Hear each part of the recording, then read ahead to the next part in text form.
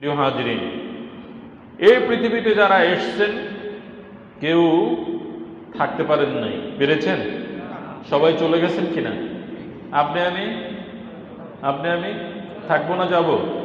ভবিষ্যতে যারা আসবে তারা চলে যাবে। এটা একটা মানতে না চাইলেও মানতে হয়।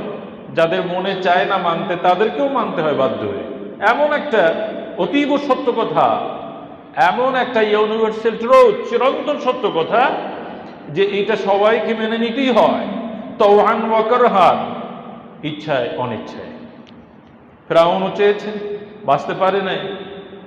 মূসাও বাঁচতে পারেন নাই। আদম নবীও বাঁচতে পারেন নাই। আমাদের শেষ নবীও পৃথিবীতে নেই, ইন্তেকাল করেছেন। এই ইন্তেকাল, নবীদের ইন্তেকাল মানে হচ্ছে ট্রান্সফার, এক জায়গা থেকে আর এক জায়গায় স্থানান্তর, বিনাশ নয়। নবীগণ বিনাশ হয়েছেন এমনটা নয়, তারা পৃথিবীর থেকে ইন্তেকাল করেছেন। ইন্তেকাল শব্দের অর্থ হচ্ছে স্থানান্তর, ট্রান্সফার, যেটাকে আমরা বলে থাকি। প্রিয় ভাইয়েরা, এই পৃথিবীতে ইহুদি জাতি গোষ্ঠী যারা, তারা পৃথিবীতে বেশি থাকতে চায়। তারা মুখে মুখে পরকালকে বিশ্বাস করলেও ভেতরে তাদের সন্দেহের দানা আছে যে পরকাল, এটা কোরআন সাক্ষ্য দিচ্ছে। কিন্তু সাক্ষ্য কোরআন দিকার যেই দিক, তারা বিশ্বাস করুক কি না করুক যেতেই হয়। এই জন্য তারা পৃথিবীটাকে সাজানোর জন্য, ব্যবসা বাণিজ্য, রাজত্ব কায়েমের জন্য সব থেকে বেশি পরিমাণ সচেষ্ট ইহুদি গোষ্ঠী। প্রিয় ভাইয়েরা, আল্লাহ তাআলা বলতেছেন, ওয়ালাতাজিদান্নাহুম আহরাসান নাসি আলা হায়া। এই যে লোকগুলোকে দেখবেন আপনি, তারা হচ্ছে ইহুদিরা, মুশরিকদের থেকেও তারা কামনা করে লাউ ইউআম্মারু আলফা সানা, তাদেরকে যদি 1000 বছর আয়ু দেওয়া হয়, হায়াত দিয়ে দেওয়া হয়, 1000 বছরও যদি তারা পৃথিবীতে বাঁচে, তবুও তাদের জাহান্নামের আযাব থেকে ওই হায়াত রক্ষা করতে পারবে না। ওয়াল্লাহু বাসীরুম বিমা ইয়ামালুন, তারা যে সমস্ত আমল করে আর সব আমলগুলো আল্লাহ তাআলা দেখেন, তিনি জানেন, তিনি দৃষ্টি নিক্ষেপ করে রাখছেন, ঠিক কিনা? প্রিয় ভাইরা, আল্লাহ তাআলা নিজে বলছেন, কুল্লু নাফসিন যায়িকাতুল মাউত। এই আয়াতটা কম বেশ আমরা মুখস্থ জানি। শুধু মানুষ নয়, এই সৃষ্টি জগতে যত প্রাণী পাওয়া যাবে, যত প্রাণীর সৃষ্টি হয়েছে, সব প্রাণীকেই মৃত্যুর স্বাদ ভোগ করতে হবে। শুধু মানব দানব নয়, অন্য সকল প্রাণী, প্রাণ বলতে যাদের অস্তিত্ব আছে, আল্লাহ তাআলা তাদের সবাইকে এই মরণের স্বাদ জিহ্বায় আস্বাদন করাবে। সন্দেহ আছে? নাই। থাকতো যদি দেখতাম কেউ না কেউ বেঁচে আছে। যেহেতু কেউ নেই, পৃথিবীর বিশাল এক সময় অতিক্রম করে চলে গিয়েছে, সামনের সময় অল্প। তো পৃথিবীর আগের সময়তেই যখন কিছু এরকম ঘটেনি, এখনো ঘটবে না, এ কথায় কোনো ভুল নেই, সন্দেহ নেই। এই জন্য এই মরণের কথাটা বেশি পরিমাণে স্মরণ করা দরকার। এর একটি অন্যতম কারণ হচ্ছে, এই মানুষ যখন মরণের কথা ভুলে যায়, তখন পৃথিবীর জন্য তার আকর্ষণ বৃদ্ধি পায়, অথবা পৃথিবীর বেশি আকর্ষণ যখন যার মধ্যে কাজ করবে, তখন সে মরণের কথা ভুলে যাবে। আর যখন মরণের কথা মানুষ ভুলে যাবে, তখন অন্যায় কাজ সে বেশি করতে পারবে, নেক আমল তাকে দিয়ে কম হবে, শয়তান তার মগজের ভিতরে বাসা বাঁধবে, এবং তার কাছে আখেরাত, কবর, হাসর, নজর, জান্নাত, জাহান্নাম এগুলো সব উপেক্ষিত হবে। এই জন্য সবার আগে বেশি পরিমাণে মনে করা লাগবে কি? মৃত্যুকে। কি মনে করতে হবে? আল্লাহর নবী ইরশাদ করেছেন, আকসিরু মিন যিকরিল মাউত, তোমরা বেশি পরিমাণে মরণকে স্মরণ করো, কেননা এটা ইয়ামহাকুয যুনুবা, নবীজি বলছেন, এই মৃত্যুকে স্মরণ করা তোমার যত গুনাহগুলো আছে, পাপ আছে, এগুলোকে বিনাশ করে দিবে, ধ্বংস করে দিবে। আর এই পৃথিবীর ভিতরে তোমার আকর্ষণ থাকবে না, আকর্ষণ নষ্ট করে দিবে। দুনিয়ার তামাম খাবারের স্বাদ নষ্ট করে দিবে তুমি যদি মরণের কথা বেশি স্মরণ করো। মানুষ যখন মরণের কথা স্মরণ হয় তখন তার কোনো খাবার স্বাদ লাগে না, কোনো বিনোদন আর বিনোদন মনে হয় না, সব কিছু তার কাছে অসার মনে হয়, অর্থহীন মনে হয়, ঠিক কিনা? আর মরণ যদি দূরে হয়, যেমন ছোট বাচ্চাদের কাছে মরণ খুব কাছের জিনিস না, দূরে, এই জন্য তাদের স্বপ্ন বেশি, এই জন্য তারা বেশি পরিমাণে স্বপ্ন দেখে, বড় হতে চায়, পরীক্ষায় ফার্স্ট হতে চায়, ভালো জায়গায় বিয়ে করতে চায়, ভালো চাকরি করতে চায়, রাজনীতি করে এমপি মন্ত্রী হতে চায়। কিন্তু একটা সময় যখন এইগুলো সব পাস্ট হয়ে যায়, এমপি হওয়া শেষ, মন্ত্রী হওয়া শেষ, ভালো বিয়ে একটা দুইটা তিনটা এগুলো সব করা শেষ হয়ে যায়, বাড়ি গাড়ি মালিক হয়ে যায়, first home, second home, third home, Bangladesh, Malaysia, তারপরে কানাডা, অস্ট্রেলিয়ায় বাড়ি করা শেষ হয়ে যায়, অতঃপর কি তখন সে আস্তে আস্তে শেখে যে আমার তো সময় শেষ। এবং এদিকে ভিতরের যে পার্টসগুলো আছে, কিডনি, লিভার, হার্ট, এগুলো সব ধীরে ধীরে বিকল হতে থাকে। তখন জীবনের আশা তার মধ্যে নষ্ট হয়ে যায়। আর ডাক্তারের প্রেসক্রিপশনের কারণে তখন চিনি আর চিনি লাগে না, তখন গোশত আর গোশতের স্বাদ লাগে না, বিষাদ হয়ে যায়। এই পৃথিবী আর ভালো লাগে না। আর নিজের স্ত্রী, নাতি, তারা আপনাকে ব্যাকডেটেড বলা শুরু করে যে না, তার তো সময় শেষে, এর দিয়ে কাজ হবে না, এরে হসপিটালে পাঠাও অথবা বৃদ্ধাশ্রমে পাঠাও। আপনি তো পৃথিবীতেই এরকম হয়ে যাচ্ছে প্রিয় ভাইয়েরা। এই জন্য কথাটা আমি টেনে নিয়ে আসলাম যে আপনি যখন মৃত্যুর চিন্তা করবেন তখন এই দুনিয়ার এসব কর্ম অপকর্ম এগুলো ভালো লাগবে না। এই জন্য আল্লাহ নবী বলছেন তোমরা মৃত্যুকে অধিক পরিমাণে স্মরণ করো, তাহলে তোমাদের গুনাহ মাফ হয়ে যাবে, গুনাহগুলো নিশ্চিহ্ন হয়ে যাবে। আল্লাহু আকবার।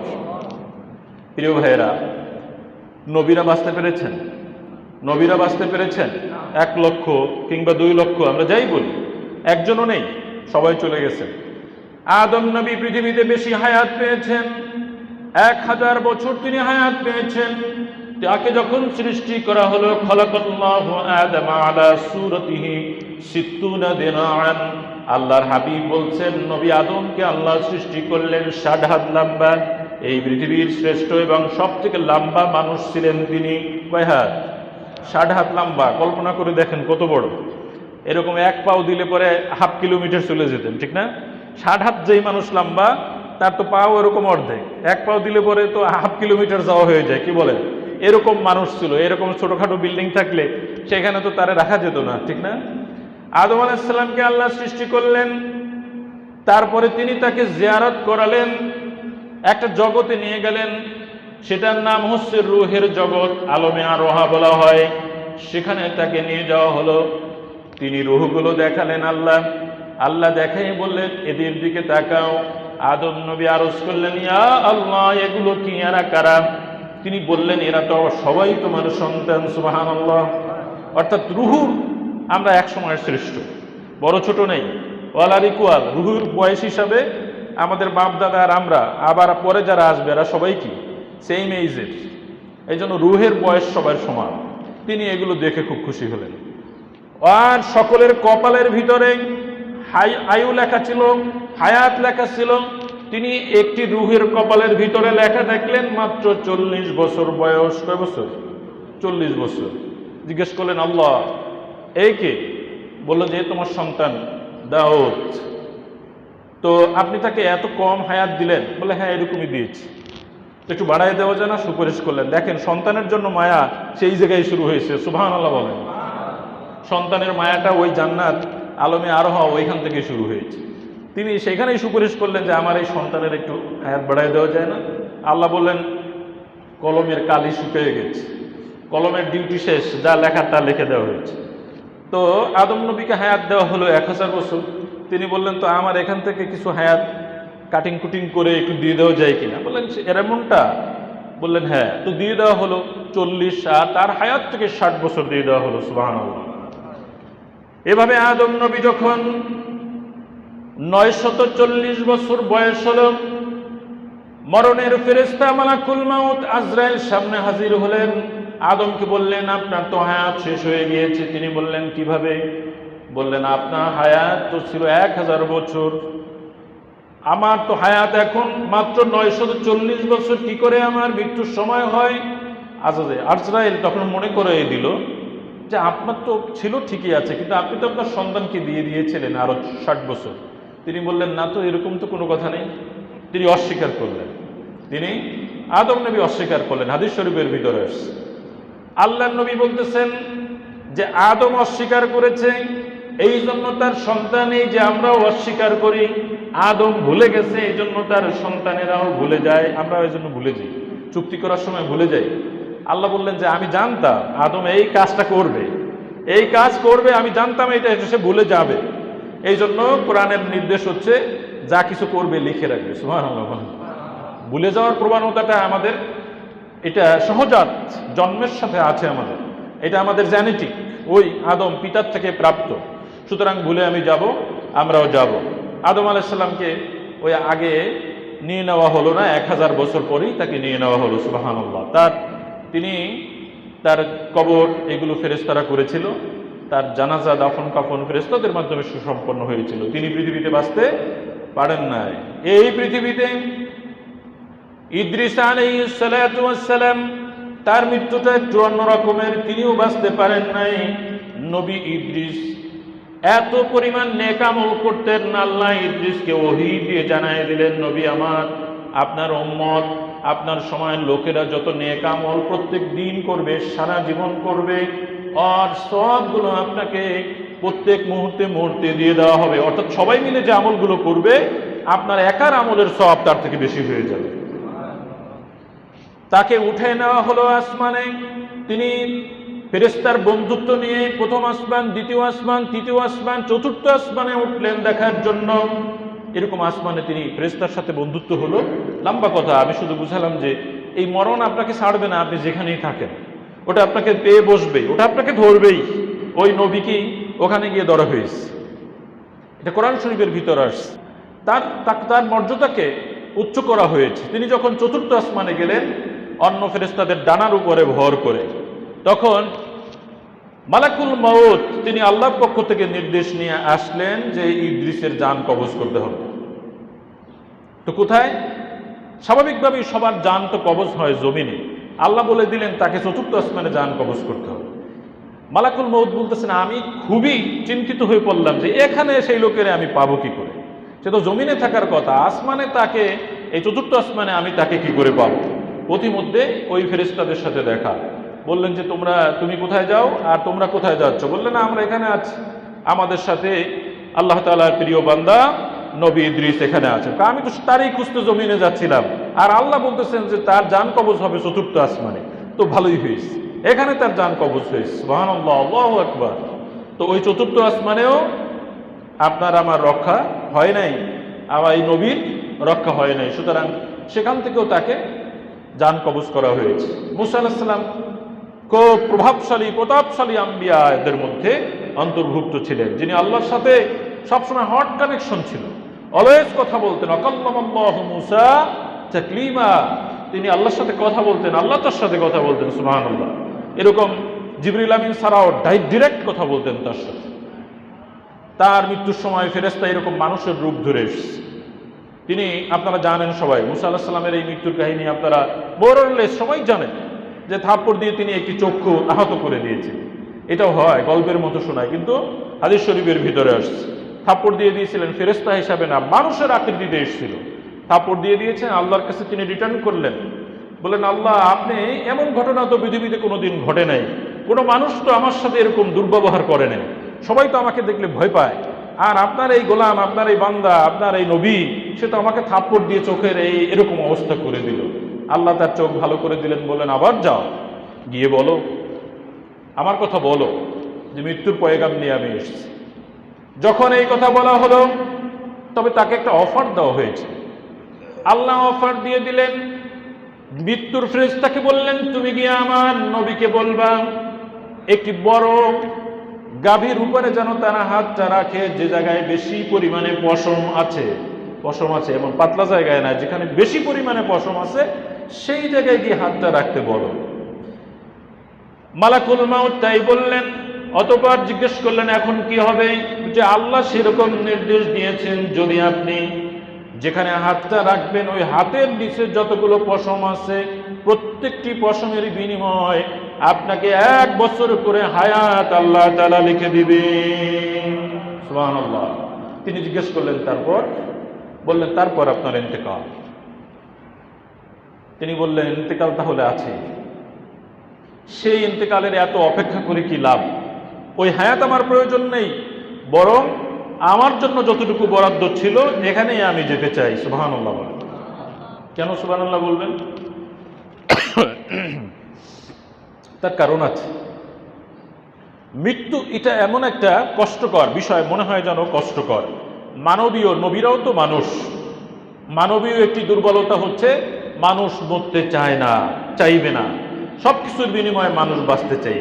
কিন্তু আল্লাহর নবীর একটা সুন্দর বক্তব্য হচ্ছে এই কারাহিয়াতুল লিকাইল্লাহ, আল্লাহর দিদার, আল্লাহর সাক্ষাৎকে যারা অপছন্দ করে তারা মৃত্যুকে অপছন্দ করে। কারাহিয়াতু ফি লিকাইল মাউত, যারা মৃত্যুকে অপছন্দ করে তারা আল্লাহর সাক্ষাৎকে অপছন্দ করে। অর্থাৎ নেককার বান্দা, ভালো বান্দা মৃত্যুকে অপছন্দ করবে না। তাদের জন্য এই মৃত্যুটা একটা ব্রিজ, একটা ওসিলা, একটা সেতু। যখনই তার মৃত্যু হবে আল্লাহ তাআলার সাথে তার সাক্ষাৎ হয়ে যাবে। আল্লাহু আকবার। আমরা নেককার বান্দা হিসেবে আল্লাহর সাক্ষাৎ চাই কি চাই না? তাহলে এই দুনিয়ার কষ্ট কে পায়? কে পায়? কে চায়? কেউ চায় না, কেউ পায় না, যদি নেককার বান্দা হওয়া যায়। চলে আসেন আমাদের নবীর কাছে। যদি পৃথিবীতে কেউ বেঁচে থাকতেন তাহলে আল্লাহর নবী পৃথিবীতে বেঁচে থাকতেন হায়াত নিয়ে। তাকে সেরকম অফারও করা হয়েছে। জিবরিল আমিন, প্রথমে তাকে মেসেজ দেওয়া হয়েছে আজরাইলের মাধ্যমে, তিনি আসছেন, সালাম দিয়েছেন, আল্লাহ তাআলার সালাম তার কাছে পৌঁছে দেওয়া হয়েছে। বললেন যে আল্লাহ বলেছেন যদি আপনি পৃথিবীতে থাকতে চান তাহলে সেরকম সিদ্ধান্ত আল্লাহর, আর যদি আপনি রফিকে আল্লাহর সাথে দেখা করতে চান সেটাও আপনার সিদ্ধান্ত। আপনাকে সেই এখতিয়ার দেওয়া হয়েছে। সুবহানাল্লাহ বলেন। এই হচ্ছে আমাদের নবী, শ্রেষ্ঠ নবী, শ্রেষ্ঠ উম্মত, তাকে এই অফার করা হয়েছে। তখন প্রিয় নবী, বিশ্ব নবী বললেন আমাকে একটু সময় দাও, আমি একটু পরামর্শ করি। তিনি পরামর্শ করবেন কার সাথে? মানুষের সাথে। তিনি পরামর্শের জন্য বেছে নিলেন যখন যেই মুহূর্তে প্রয়োজন জিবরিল আমিনকে। 24,000 বার যিনি নবীজির কাছে এসেছেন, সুবহানাল্লাহ, জিবরিল আমিন চলে আসলেন, তার সাথে পরামর্শ করলেন যে ভাই এরকম একটা অফার দেওয়া হয়েছে, কি বলেন আপনি? জিবরিল আমিন শোনার পরে বললেন আপনাকে পরামর্শ দেওয়ার ক্ষমতা আমার নেই। কারণ কি? যার সাথে আল্লাহর হট কানেকশন, যিনি আল্লাহর হাবিব, তাকে জিবরিল আমিন পরামর্শ দিবেন কোন সাহসে? তিনি এইসব পরামর্শ দেওয়ার মতো দুঃসাহস করেননি। তিনি বললেন পরামর্শ নেই, তবে একটা আয়াত মনে করাই দিতে পারি। আপনি যদি বলেন সম্মানের সাথে, তিনি বললেন যথাযথ সম্মান প্রদর্শন পূর্বক, তিনি বললেন একটি আয়াত মনে করে আপনি দিতে পারি। আপনি তো জানেনই, সেই আয়াতটা আমি একটু রিসাইট করে শোনাতে পারি। কোনটা? তিনি বললেন ওয়ালাল আখিরাতু খায়রুল লাকা মিনাল উলা, এই যে প্রথম জীবনটা, এই জীবনের থেকে সামনে যে একটা জীবন আছে সেইটা অত্যন্ত চমৎকার। সুবহানাল্লাহ বলবেন। পরামর্শটা কিরকম? বন্ধু যেরকম পরামর্শ সেরকম। আর আমরা পরামর্শ নেই সব উল্টো পরামর্শ। এইরকম নেককার বন্ধু বান্ধব থাকলে নেক পরামর্শ পাওয়া যাবে। যে ওয়ালাল আখিরাতু খায়রুন লাকা মিনাল উলা, আপনার জন্য এই যে প্রথম জীবন, এই দুনিয়ার জিন্দেগির থেকে এত চমৎকার, এত সুন্দর একটি জীবন অপেক্ষা করতেছে, সেটা অনেক ভালো, অনেক ভালো জানাই দেওয়া হলো। তাকেও তখন মালাকুল মাউত এসে তার জান যেভাবে নেওয়ার জন্য আল্লাহ নির্দেশ করেছেন সেইভাবে নির্দেশ পালন করে তিনি রফিকুল আ'লা, আল্লাহর সাক্ষাতের জন্য তিনি চলে গেলেন। এই প্রত্যেকটা মৃত্যুর সময় একটু একটু করে কষ্ট সবার হয়েছে। কষ্ট যদি কম হয় সেটা বিশ্বনবীর হওয়ার কথা। তিনি ইন্তেকালের সময় হাত ভিজালেন গরম পানির মধ্যে, মুখমণ্ডল মুছলেন এবং তিনি বললেন আল্লাহুম্মা হাওবিন আলাইয়া সাকরাতুল মাউত, আয় আল্লাহ মৃত্যুর যন্ত্রটাকে আমার জন্য আপনি সহজ করে দেন। আল্লাহু আকবার, সুবহানাল্লাহ। তা নবীজি দোয়া করেছেন আল্লাহ আমার জন্য আপনি মৃত্যুর যন্ত্রণাকে সহজ করে দেন। তাহলে আপনার আমার জন্য কি অবস্থা বলেন? এই জন্য মৃত্যুর একটা যন্ত্রণা আছে, তবে যারা নেককার তাদের যন্ত্রণাটা একটু কম, তাদের যন্ত্রণাটা একটু সহজ। পবিত্র হাদিস শরীফের ভিতরে আসছে যে জিবরিল আমিন যখন নেককার মালাকুল মাউত যখন নেককার বান্দার রূহ নেওয়ার জন্য আসবেন, তখন তিনি একজন যুবকের বেশে আসবেন, যে যুবকের গায়ে সুন্নতি পোশাক পরা। সুবহানাল্লাহ। তাহলে সুন্নতি পোশাক আছে, প্রয়োজন আছে না নাই? পড়বেন কি পড়বেন না? ওটা আরবীয় পোশাক, অনেকে সমালোচনা করে। আরবীয় পোশাকই তো আমি পরব, কারণ আমার নবী কোথা থেকে এসছেন? কোথার থেকে? নবীর বাড়ি কোথায়? আরবে। পোশাক তো তিনি সেখানকারটাই পরেছেন। তো নবী আরবের, ভালো তো আমি আরবকেই বাসবো, নবীর পোশাককেই তো আমি ভালোবাসবো।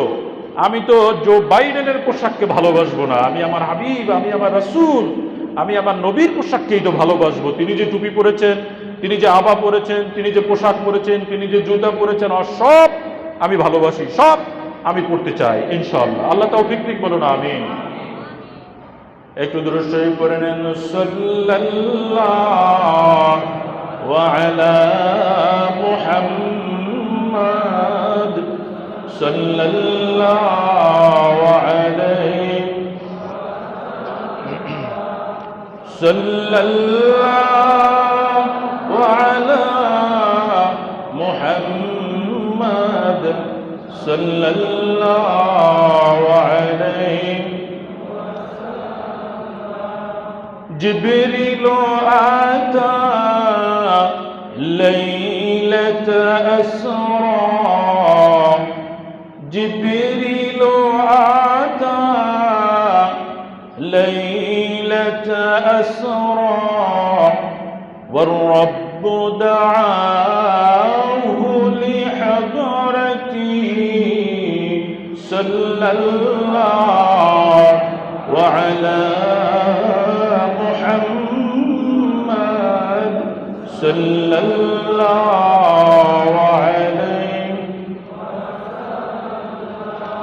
صلى الله على محمد صلى الله عليه وسلم।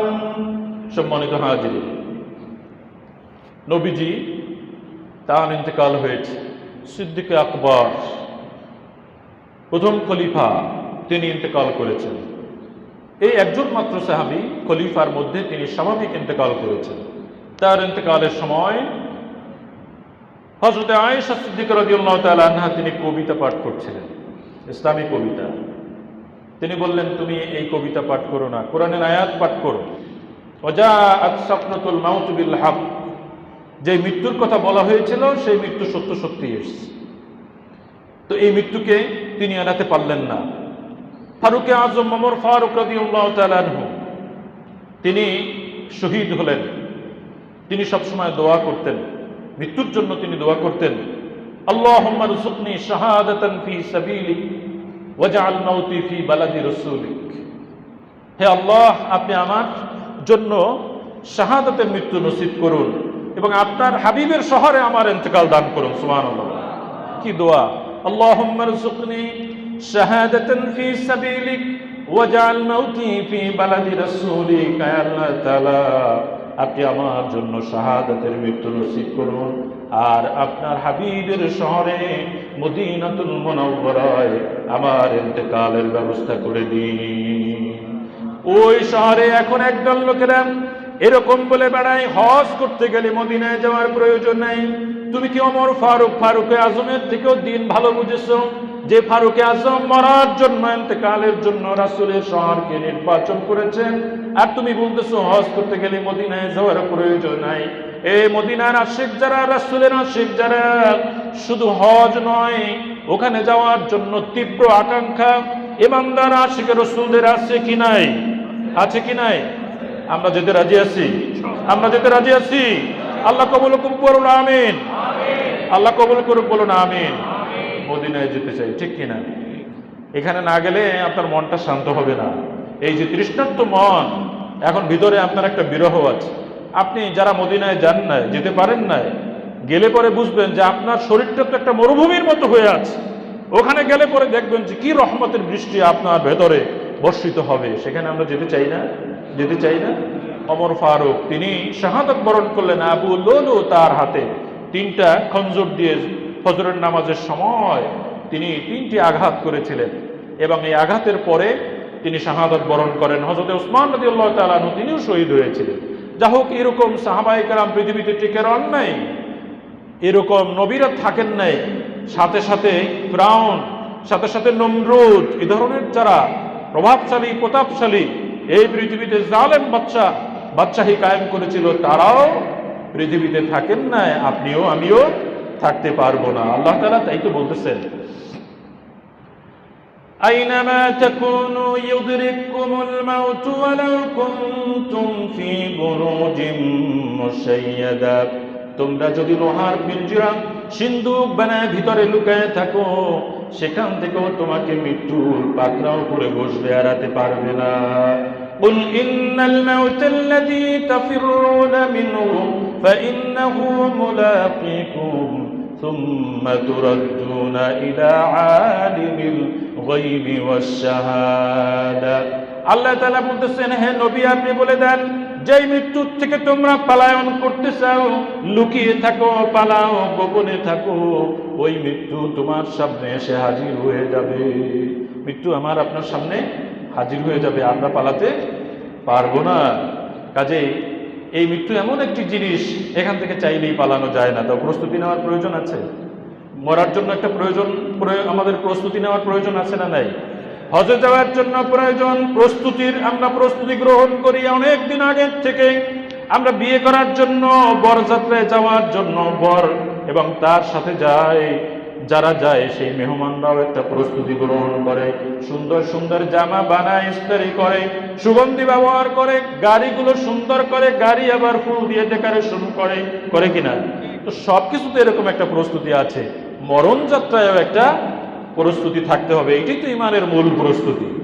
মরণ থেকে পালাও তুমি, মরণ তোমায় লইবে ঘিরি, যদিও সুদূর আকাশ পানে, পালাও হেথায় লাগিয়ে সিঁড়ি। নবী ইদ্রিস ওই যে আকাশ পানে উঠছেন। এ মহারোগের ঔষধ নাই, চিকিৎসা নাই ধরাতে, কাদিয়া কাতর হইলে কি হবে, পারিবে না তারে ফিরাতে। এই রোগের ঔষধ আছে, সিসিইউ, তারপরে কত যে কিছু এখন বের হয়েছে। শেষে বলা হয় ক্লিনিক্যাল লিড ডেথ, একটা শব্দ আবার আবিষ্কার হয়েছে। ডাক্তাররা আবিষ্কার করেছেন যে এখন ক্লিনিক্যাল লিড ডেথ, অর্থাৎ তার বডি ফিটনেস আর নাই জীবন ধারণের মতো, এখনো তার মৃত্যু ঘোষণা করা হয় নাই, তবে করা হবে। কিছুক্ষণ পর তাকে মৃত্যু ঘোষণা করা হলো। এবং সব সম্পদ দিয়েও যদি সবাই বাঁচতে পারত, কেউ মরে যেত না। সব সম্পদ দিয়ে দিত, লাগে 3 বার দিত, তবুও বেঁচে থাকতো, সম্ভব না। প্রিয় ভাইয়েরা, এই জন্য মৃত্যুর একটা প্রস্তুতি আছে। সেই প্রস্তুতিটা আপনাদেরকে আমি খুব সংক্ষিপ্ত আকারে শোনাবো। 2 জন ওস্তাদ এবং শাগরিদের, এরা 2 জন মিলে 33 বছর থাকলেন। ইমাম গাজ্জালী রাহিমাহুল্লাহ তাআলা তার ইহইয়াউল উলুমউদ্দিন কিতাবের ভিতরে তিনি সুন্দর করে লিখছেন। ওস্তাদের নাম হচ্ছে, অর্থাৎ যিনি শায়েখ, এখন তো শায়েখ অস্বীকার করা হয়, পীর অস্বীকার করা হয়। যারা আধ্যাত্মিক গুরু, আধ্যাত্মিক নেতা, তাদেরকে আমরা ধীরে ধীরে অস্বীকার করতে বসেছি। আসলে মানুষের বুঝ যখন থাকে না, তখন এরকম হয়। আর যে জিনিসের সাথে যে ব্যক্তি পরিচিত নয়, সে এই জিনিস বুঝতে পারে না। আল্লামা শাকিক বলকি রাহমাহুল্লাহ তাআলা, তিনি হচ্ছেন শায়েখ, তিনি হচ্ছেন পীর, তিনি হচ্ছেন আল্লাহওয়ালা একজন নেতা, তিনি ধর্মীয় নেতা। তার শাগরিদের নাম হচ্ছে হাতেম আসাম। কি নাম? হাতেম আসাম। শাকিক বলকি আর হাতেম আসাম হচ্ছেন ছাত্র।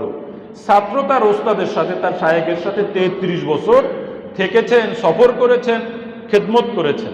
একদিন তার ওস্তাদ এই শাকিক বলকি জিজ্ঞেস করলেন, আমার ছাত্র, আমার প্রিয় বৎস, তুমি তো আমার সাথে থাকলে 33 বছর, এই 33 বছরে কি শিখলে? এবার ছাত্র জবাব দিল, শায়েখ আমার, আপনার সাথে 1 নয়, 2 নয়, 5 নয়, 10 নয়, 33 বছর থাকার সুযোগ হয়েছে আমার, সৌভাগ্য আপনার মতো ধর্মীয় নেতা, আপনার মতো আল্লাহওয়ালা মানুষ, আপনার মতো শায়েখের সাথে আমার থাকার সুযোগ হয়েছে, তবে আমি বেশি কিছু শিখতে পারি নাই। আমি 8টি মাত্র জিনিস আপনার কাছ থেকে শিক্ষা গ্রহণ করেছি। কয়টা? 8টা মনে রাখতে পারবেন? সংক্ষেপে বলবো।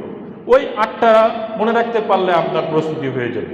আপনার আমার তো একটা প্রস্তুতি দরকার। এই শাগরিদের প্রস্তুতি যা, আপনার আমার যদি তা হয়, তাহলে ইনশাআল্লাহ আল্লাহ তাআলা আমাদের কামিয়াব করবেন। বলুন আল্লাহুম্মা আমিন। এবার ওস্তাদ বলতেছে, সর্বনাশ হয়ে গেল। কিরকম? বললে 33 বছর থাকার পরে মাত্র 8টা বিষয় শিখেছো, আমিও শেষ, তুমিও শেষ। কিভাবে? 8টা বিষয় শিখতে বুঝি 33 বছর লাগে। যা হোক, তুমি যখন শিখলেই আমাকে একটু বলো, বাইয়ান হাদা, কি শিখলে আমাকে একটু শুনে দাও। এবার হাতেম আসাম তিনি জবাব দেওয়া শুরু করলেন। বললেন, আমি প্রথম শিখলাম এটা, আপনার সাথে ঘোরাঘুরি করে আমি বুঝলাম এই পৃথিবীতে যত মানুষ বসবাস করে, যারা কবরে চলে যায়, কবরে কি নিয়ে যায়, আমি আপনার সাথে থাকলাম, থেকে কোরআনের এই আয়াতটাকে বুঝলাম। আল্লাহ বলতেছেন, মান আমানা বিল্লাহি ওয়াল ইয়াউমিল আখির ওয়া আমিলা সলিহান ফালাহুম আজরুহুম ইনদা রাব্বিহিম ওয়ালা খাউফুন আলাইহিম ওয়ালা হুম ইয়াহজানুন। যে ব্যক্তি আল্লাহর উপরে বিশ্বাস করে, যে ব্যক্তি কিয়ামতের উপরে বিশ্বাস করে, সেই ব্যক্তি কি করবে? ভালো আমল করবে, নেক আমল করবে।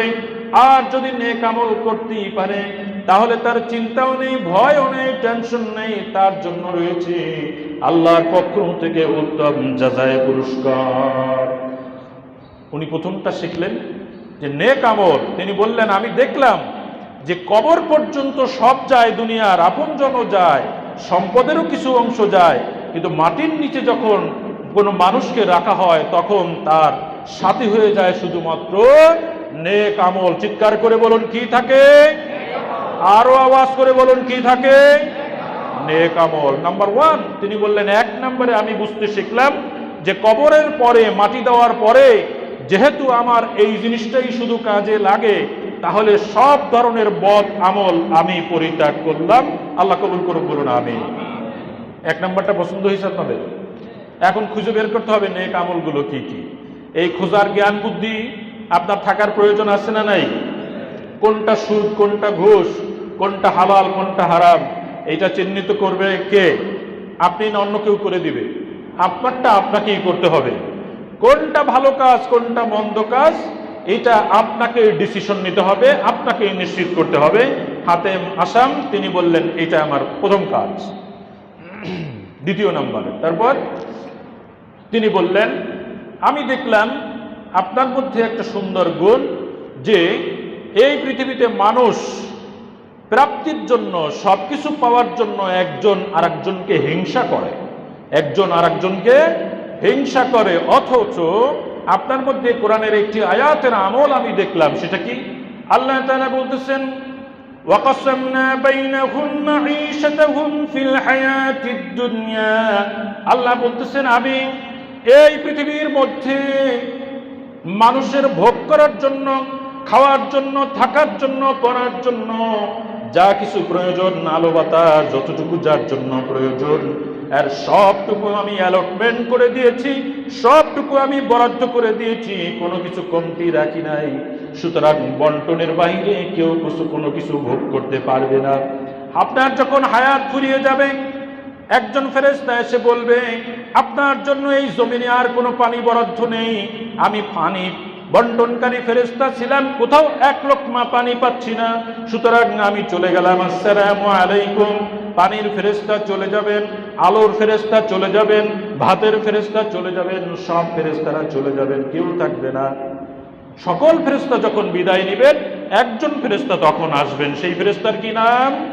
মালাকুল মাউত। তিনি এসে হাজির হবেন, তার ডিউটি সবশেষে, আর সবার ডিউটি তখন শেষ হয়ে যায়। তিনি হাতেম আসাম বললেন যে আল্লাহ যেহেতু সবকিছু অ্যালটমেন্ট করেই দিয়েছেন, আমি কতটুকু খাবো, আমি কোন নদীর কোন টিউবওয়েলের পানি খাবো, ঢাকা ওয়াসার পানি খাবো না মদিনা মুনাওয়ারার পানি খাবো, এটা যেহেতু আমার জন্য অ্যালটেড, সুতরাং হিংসা বিদ্বেষ করে কারো হক ঠকে কোনো লাভ নেই, আমি অতিরিক্ত কিছুই ভোগ করতে পারবো না, এই জন্য আমার ভিতর থেকে আমি হিংসা নামক এই বীজ, এই খারাপ জিনিসটাকে কবর দিয়ে দিয়েছি। বলুন সুবহানাল্লাহ। তাহলে কয়টা জিনিস শিখলেন? একটি নেক আমল, দ্বিতীয়টা কি? হিংসা। তৃতীয় নাম্বার তিনি বললেন যে আপনার মধ্যে আমি দেখলাম যে আপনি একটি জিনিসকে খুব ভয় পান। সেটা কোনটা?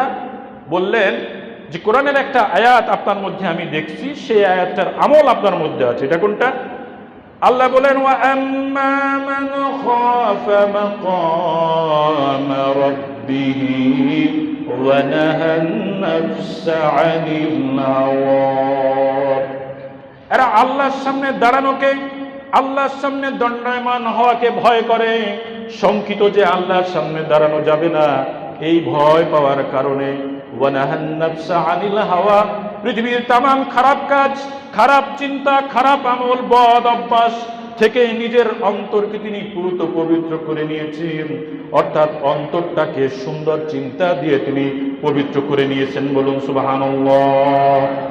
অর্থাৎ অন্তরটার মধ্যে তামাম কলুষতার থেকে দূর করে এটাকে পুরুত পবিত্র করে নিয়েছেন। এই জন্য বলেছিলাম, যখন মালাকুল মাউত কোনো যুবকের কাছে, মালাকুল মাউত কোনো মানুষের কাছে আছে, আর সে যদি হয় নেক আমলধারী, মালাকুল মাউত এসে বলেন ইয়া আইয়াতুহান নাফসুল মুতমাইন্না, হে পবিত্র আত্মা, উখরুজ, বের হয়ে আসো, পবিত্র আত্মা বের হয়ে আসো। এজন্য আত্মাটা পবিত্র করার প্রয়োজন আছে না নাই? আর যদি আমি বদ আমলকারী হয়ে যায়, হাদিস শরীফের ভিতরে আসছে, তখন মালাকুল মাউতের একখান পাও রিজলাহু আলাল আরদে, জমিনের উপরে থাকে, ওয়া রাসুহু আলাল আরশ, আর মাথাটা থাকে তখন আরশের সাথে টাচ করা, স্পর্শ করা। আর তখন সে এসে বলে ইয়া আইয়াতুহান নাফসুল খাবিসা, হে অপবিত্র আত্মা, বের হয়ে আসো। এবং তখন একটি দুর্গন্ধ আসে, মারাত্মক দুর্গন্ধ পাওয়া যায়। এই দুর্গন্ধ আমরা পাই না, কিন্তু যারা নেককার, তাদের শরীর থেকে জান কবজের আগে যে নেক একটি ঘ্রাণ আসে, সুঘ্রাণ, এই সুঘ্রাণ পৃথিবীর অনেক নেককার মানুষেরা পায়। সুবহানাল্লাহ। সুতরাং 3 নম্বরে হচ্ছে আমার অন্তরটাকে আমি আল্লাহর ভয়ে পবিত্র করে নিলাম। সুবহানাল্লাহ। আবার বলেন 4 নম্বর তিনি বললেন যে খাবার দাবার নিয়ে দেখি মানুষ খুব টেনশন করে। কি খাবে, দুপুরে কি খাবে, রাত্রে কি খাবে, আগামীকালকে কি খাবে, বুড়া বয়সে কি খাবে, এই চিন্তা করে। শুধু এখানেই শেষ নয়, দুর্বল মুমিন যারা, দুর্বল মানুষ যারা, তারা চিন্তা করে আমি মারা যাওয়ার পরে আমার ছেলের মেয়েরা কি খাবে। নিজেরটা বাদ দিয়ে ছেলে মেয়ের চিন্তাও করে। এই জন্য মন্ত্রণালয়ের টেবিল দিয়ে কেউ ঘুষ নেয়, এই জন্য ভাইয়ের হক জমি নষ্ট করে সেইগুলো নিয়ে নেয়, এই জন্য বোনের জমি না দিয়ে নিজে মাকে দিয়ে লেখায় নিয়ে নেয় যে আমি এবং আমার সন্তানেরা কি খাবে, মেহমান আসলে কে আপ্যায়ন করাবে, কি দিয়ে আপ্যায়ন করা হবে। আল্লাহর হক, বান্দার হক সব নষ্ট করে, একাকার করে, হালাল হারামের তমিজ না করে মানুষ ইচ্ছা মতো নিজের পেট পূর্তি করে। করে কি করে না? করে কি করে না? আমাদের মধ্যে এরকম রুগী আছে না নাই? আছে না নাই? কিন্তু আমরা থাকতে চাই না। রাজি আছেন সবাই? আল্লাহ কবুল করুন, বলুন আমিন। আমি দেখলাম শাগরেদ বলতেছে যে আপনার মধ্যে কোরআনের একটা সুন্দর টাচিং আছে, একটি আমল আছে এই বিষয়। সেটা কোনটা? আল্লাহ বলতেছেন ওয়ামা মিন দাব্বাতিন ফিল আরদি ইল্লা আলাল্লাহি রিজকুহা।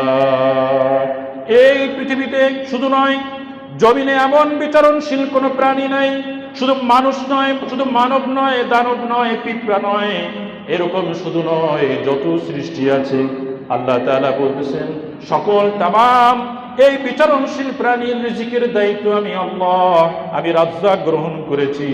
সুতরাং রিজিকের মালিক যেহেতু রাজ্জাক, আমার এই নিয়ে হইচই করার কিছু নেই, অন্যের হক নষ্ট করার কিছু নেই। আল্লাহ তাআলার পক্ষ থেকে আমার জন্য যে রিজিকের ব্যবস্থা করা হয়েছে, কোনো না কোনো ভাবে এনিহাও আমার কাছে সেই রিজিক পৌঁছে যাবে।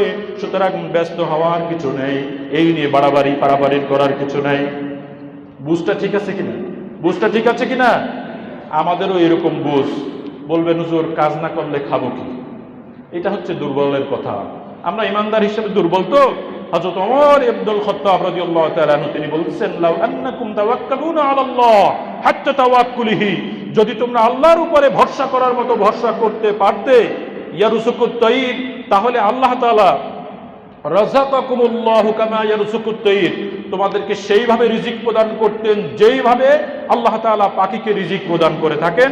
পাখির কোনো ব্যাংক ব্যালেন্স নাই, পাখির কোনো এফডিআর নাই, ডিপিএস নাই, এমডিটিআর নাই, কিচ্ছু নাই, অথচ সকালবেলার খালি পেট সন্ধ্যাবেলা পেট পরিপূর্ণ করে আল্লাহ বাসায় ঢুকায় দেন। বলুন সুবহানাল্লাহ। সুতরাং রিজিকের মালিককে আল্লাহ তাআলা। সময় সংক্ষিপ্ত, না হলে এগুলোর অনেক কথা আছে, এই 8টার মধ্যে অনেক কথা। এবার পরেরটা তিনি বললেন মানুষ সম্মানের জন্য সব করে, খাবার জন্য তো করেই, এবার সম্মান দেখবেন ঈদ আসলে পোস্টার লাগায়, সাইনবোর্ড লাগায়, ব্যানার লাগায়, কি লাগায়, ঈদ মোবারক জানায়, নিচে একটা ছবি দেয়, কেউ বঙ্গবন্ধুর ছবি লাগায়, কেউ তার দলীয় নেতা নেত্রীর ছবি লাগায়, আর নিচ দিয়ে তার ছবিটাও লাগায়। তার মানে হচ্ছে কি, আমাকে আপনারা সম্মান করেন, আমি মোবারকবাদ জানাই দিলাম এই কারণে যে আমিও একজন নেতা, আমারও কিছু সম্মানের প্রয়োজনীয় আছে, আমি সম্মানের ভিখারি, সুতরাং আমাকে আপনারা সম্মান করেন। এই ধরনের আরো কত কিছু করে। কিন্তু তিনি বলতেছেন যে আপনার মধ্যে আমি এ ধরনের কোনো ব্যানার, ফেস্টুন, পেপারে ঈদ মোবারক জানানো, এরপরে টিভি মিডিয়া, এ ধরনের কোনো কিছু দেখলাম না। আমি কি দেখলাম? আমি দেখলাম কোরআনের একটি আয়াতের আমল আপনার মধ্যে পাওয়া গেল। সেটা কোনটা? আল্লাহ তাআলা বলতেছেন, ইন্না আকরামাকুম ইনদাল্লাহি আতকাকুম, তোমাদের মধ্যে সব থেকে অধিক পরিমাণে সম্মানিত হচ্ছে সেই ব্যক্তি যার ভিতরে আল্লাহর ভয় আছে, যার শরীরের ভিতরে, মনের মধ্যে, চিন্তায়, কর্মে আল্লাহর ভয় আছে। আমি আল্লাহ সেই ব্যক্তিকে সব থেকে বেশি পরিমাণে সম্মানিত করেছি। সুবহানাল্লাহ বলুন। এটা একটি সূরা হুজরাতের একটি আয়াত। এই আয়াতের শানে নজুল আছে। শানে নজুলের ভিতরে উল্লেখ আছে যে কাফের মুশরিকরা হযরত বিলাল রাদিয়াল্লাহু তাআলা আনহুকে যখন বাইতুল্লাহর মুয়াজ্জিন সিলেক্টেড করা হলো, অ্যাপয়েন্টমেন্ট দেওয়া হলো, তখন তারা হাসাহাসি করতেছিল যে আমার মা বাবা মরে গিয়ে বেঁচে গেছেন কেন? যে বিলালের মতো একটি কাক, আওয়াজ করে বলুন নাউজুবিল্লাহ। বুঝেন নাই? বিলালকে তারা কাক বলেছে। হযরত বিলাল দেখতে অনেকটা কালো, হিব্রু, নিগ্র, এই জন্য তাকে বলা হতো কাক। কাফের মুশরিকরা বলল বিলালের মতো একটি কাককে বাইতুল্লাহর মুয়াজ্জিন নিযুক্ত করা হয়েছে, এটা দেখার আগে আমার পিতা মারা গেছে। হযরত আবু সুফিয়ান তখন ইসলাম কবুল করেন নাই, মক্কা বিজয়ের সময়ের কথা। তিনি বললেন আমি কিছু বলবো না, আমি যদি বলি তাহলে ফেরেশতা একজন আছে, সেই লোকটি এসে মুহাম্মদ সাল্লাল্লাহু আলাইহি সাল্লামকে সব কিছু বলে দেয়। এরই মধ্যে জিবরিল আমিন এসে রাসূলকে সব জানাই দিয়েছেন, এবং রাসূল সেই গোষ্ঠীকে যারা আলোচনা করতেছিল বলল যে তোমরা এই কথাগুলো বলছো, এতক্ষণ এই কথাগুলো বলেছো, এইকেই কেন্দ্র করেই আল্লাহ আয়াত নাজিল করে দিলেন যে মানুষের স্কিন দিয়ে আল্লাহর কাছে সম্মান অসম্মানের বিষয় নয়, মানুষের সম্মান অসম্মানের বিষয় আল্লাহর কাছে সেই ব্যক্তির জন্য বরাদ্দ, এবং তিনি সব থেকে অধিক সম্মানিত ব্যক্তি, যেই ব্যক্তির সব থেকে বেশি মুত্তাকি, যেই ব্যক্তি সব থেকে বেশি পরহেজগার। সুবহানাল্লাহ বলেন। এভাবে এই প্রত্যেকটা আয়াত, প্রত্যেকটার উপরে আলাদা আলাদা টপিকস তৈরি করে আলোচনা করার বিষয় আছে না নাই? সংক্ষেপে আপনারা বুঝতে পেরেছেন। কাজেই সম্মান, রিজিক, হায়াত, নেক আমল, হিংসা বিদ্বেষ, এর সবগুলো এই 8টার মধ্যে অন্তর্ভুক্ত আছে। আমি শুধু আমরা সবাইকে অনুরোধ করব, সবাই এই বিষয়টা যে হাতেম আসামের এই আমলটা তার উস্তাদ থেকে শাকিব বলকি রহমাতুল্লাহ আলাই, তার কাছ থেকে তিনি যে আমলগুলো কপি করলেন, কোরআনের কাছ থেকে তিনি যে এগুলো নিলেন, এই নেওয়ার পরে তিনি এই পৃথিবীতে এইরকম উল্লেখযোগ্য একজন ব্যক্তি হয়ে আছে। কাজেই ধর্মীয় বিষয়, পীর, মাশায়েখ, আল্লাহওয়ালা, এগুলোর প্রয়োজন আছে না নাই? আছে না নাই? শুধু বুখারী, সহিহ বুখারী পড়েই দিন বুঝবেন, বিষয়টি এমন নয়। ভালো হাক্কানি আলেমের কাছে, পীর মাশায়েখদের কাছে, আল্লাহওয়ালা বুজুর্গদের কাছে দিন বুঝতে হবে। আধ্যাত্মিক বিষয়গুলো না বুঝলে দ্বীনের স্পিরিচুয়াল যে বিষয়, এটা বোঝা যায় না। এই বোঝার জন্য যেমন কিতাব লাগবে, কিতাবের ধারক বাহক আলেম ওলামারও প্রয়োজন আছে, এইগুলো বুঝতে হবে। প্রিয় ভাইয়েরা, কথা হচ্ছে যে আমরা এই পৃথিবীতে কেউ থাকতে পারবো না, যদি টুমরো, আজ অথবা কাল, you must go to the কবর, আপনাকে কবরে যেতেই হচ্ছে। সুতরাং মাল সামান এবং প্রিপারেশন, এটা নেওয়ার জন্য আমাদের মানসিক প্রস্তুতি লাগবে। সুতরাং আমাদের সামনে আরো কিছু হায়াত আছে, ঠিক না? আরো কয়েক বছর আমরা বাঁচবো, আমার বাবা বেঁচে আছেন, আমার দাদা বেঁচে আছেন, সুতরাং আমার সামনে আরো কিছু হায়াত আছে। এই চিন্তায় যদি কেউ আমরা থাকি, সেই চিন্তায় গুড়ে বালি, সে আশায় গুড়ে বালি, এমনটি নয়। মানুষ প্রত্যেক মিনিটে 11 বার, মেডিকেল সায়েন্স বলছে প্রত্যেক মিনিটে 11 বার কমপ্লিট মৃত্যুবরণ করতে পারে। সুতরাং আমাদেরকে প্রিপারেশন নিতে হবে যে আমরা মরে যাব, এবং মরে যাওয়ার জন্য অলওয়েজ প্রস্তুত। আল্লাহ যেন ইমানের সাথে আমাদেরকে নিয়ে যান, বলুন আমিন। আর ইমানের সাথে মৃত্যুবরণ করার জন্য আল্লাহ তাআলা, আল্লাহর রাসূল নির্দেশনা দিয়েছেন। সেই নির্দেশনাগুলো আমরা আবার ইনশাআল্লাহ এক সময় শুনবো। কিছু ভালো মৃত্যুর সাইন আছে, কিভাবে ভালো মৃত্যুটা হয়, মৃত্যুর সময় আমাদের করণীয়। খারাপ মৃত্যুর কিছু সাইন আছে, স্যাম্বল আছে, আর ভালো মৃত্যুর কিছু সাইন আছে, স্যাম্বল আছে, সেইগুলো আমাদেরকে মনে রাখতে হবে। আবার ইনশাআল্লাহ সময় পেলে পরে এই বিষয়গুলো আরো একটু শেয়ার করব, কারণ মৃত্যুর চিন্তা মাথায় আসলেই গুনাহমুক্ত জীবন যাপন করা সম্ভব। আল্লাহ তৌফিক দিক, বলুন আমিন।